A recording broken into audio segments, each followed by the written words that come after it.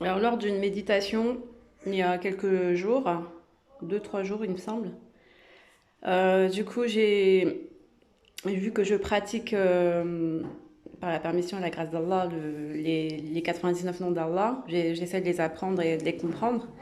Et puis, d'un coup, il m'est venu donc ces noms d'Allah dans cet ordre. Ah, il y a Hakim, il y a Wali, il y a Majid, il y a Salam. Et donc j'en ai compris qu'il fallait que je fasse une phrase pour comprendre le sens, essayer d'en tirer quelques sens. Après, bien sûr, ce n'est qu'une interprétation. La sagesse, il y a Hakim. Et l'allié, il y a Wali. De la maison sacrée, il y a Majid pour obtenir le salut, il y a Salam. La sagesse et l'ami de Dieu dans sa maison sacrée pour le salut. La sagesse et la clé sainte pour rentrer dans la demeure de Dieu et recevoir le salam,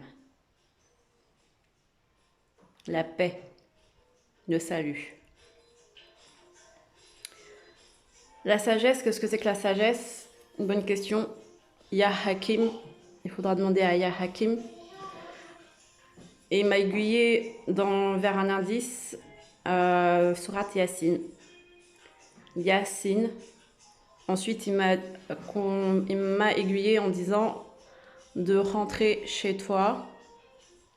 Rentre chez toi. Et j'ai dit où? Chez moi. Et il m'a dit Sin, Yassine. Est-ce que c'est le mont Sinaï? Retour à la source. Nous avons retourné à la source dans une terre sainte. Il convient donc de se purifier, d'aller au Hajj. Enfin, quand je parle comme ça, je parle spirituellement. Je ne vous parle pas physiquement. Je vais prendre l'avion demain et y aller. C'est tout un cheminement spirituel qui, après, j'espère, se confortera dans le matériel, dans le côté physique. Mais bon, pour l'instant, j'ai même pas 1 euro pour y aller. Donc, je pense qu'il faudrait d'abord que je fasse le travail intellectuellement, spirituellement, dans mon cœur, dans le côté céleste, le côté spirituel, état d'esprit, voilà. Pourquoi je vous le partage? Parce que si je vous le partage, c'est parce que ça nous concerne tous. Et, et qu'il n'y a pas une seule personne qui va se dire « Oh, ça y est, moi, je suis libérée, je suis sainte. » Alhamdulillah, les autres, tant pis, hein, dommage. Hein. Astaghfirullah, dommage pour toi, hein, mon frère. Ah là là, salam alaikum, ma soeur. Dommage, hein. Moi c'est bon, alhamdulillah, je suis sainte, je suis saint. Non, la voie de la sagesse, c'est d'avoir quand même de la compassion pour tous et pour tous ceux qui ne sont pas encore libérés. Et si la libération des autres est importante, c'est parce que est importante, mais après c'est pas à nous de décider s'il sera libéré ou pas, c'est à Allah d'en décider. Mais en tout cas, le fait de transmettre un message, de transmettre ce message, ne pas garder tout pour soi, c'est un message d'amour qui ne demande pas à être secret. Donc c'est un message universel, l'unicité, le tawhid. Il faut travailler le tawhid dans le sens où on a un seul message, celui de l'amour de notre divin, de notre Allah, de notre Seigneur, le retour vers la source. Donc chacun doit savoir qu'il y a sa mission, c'est voilà, c'est retourner en terre sainte, parce que le mont Sinaï, c'est une terre sainte. Quand on dit Yassine, retourne à tes sources, à tes origines. Quand j'étais en Égypte, par exemple, je vous dis toujours mes anecdotes parce que ça me tient à cœur de les dire et j'ai un plaisir de vous communiquer. Mais voilà, c'est quand je suis partie en Égypte, véritablement, je vous l'avais déjà raconté dans des vidéos, mais je suis partie là-bas. Le fil. Ah, attends, je sais pas où il est. Véritablement, je me suis sentie comme chez moi. Je me suis dit, mais avant d'aller en Égypte, j'étais partie à Madagascar, donc dans mon pays d'origine. J'étais jamais partie à Madagascar.